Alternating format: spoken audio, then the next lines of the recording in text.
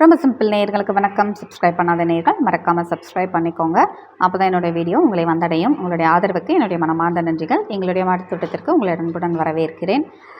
இன்றைக்கி ஆகஸ்ட் 14 அதோட அப்டேட்ஸ் தான் பார்க்க போகிறீங்க. கொஞ்சம் நிறைய துணி எல்லாமே இருந்தது, அதெல்லாம் காய போட்டுட்டு வந்து மாடி தோட்டத்துக்கு தண்ணி ஊற்றிடலாம் அப்படின்ட்டு மேலே வந்தாச்சு. காலையில் சரியான வெயில். மணி பார்த்திங்கன்னா 9 மணி. பயங்கரமாக அடிக்குதுன்னே சொல்லலாம் வெயில். கொஞ்சம் பயங்கர காற்றுமே கூட. ஷேட் நெட்டு எப்போ கீழே விழும் அப்படின்ற பயத்துலேயே வந்து டெய்லியும் வாழ்க்கை போகுதுன்னே சொல்லலாம். அந்த அளவுக்கு காற்றடிக்குது.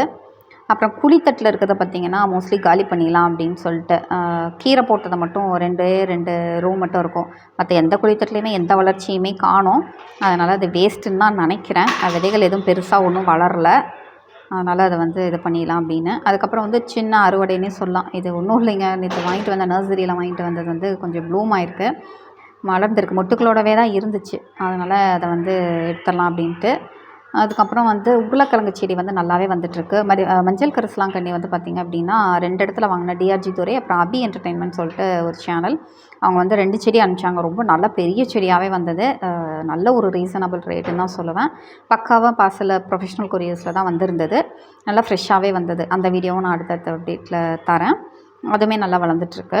இந்த செடி வந்து பார்த்திங்கன்னா மெயினாக அந்த கலருக்காகவே வாங்கினது. லைட்டிஷ் பிங்க்கு, அதுக்கப்புறம் லைட் சாண்டல்வுட் கலர். இதுக்கு அப்படியே கான்ட்ராஸ்ட்டான ஒரு கலர்னு சொன்னால் ஃபேண்டா ஆரஞ்சு கலர்.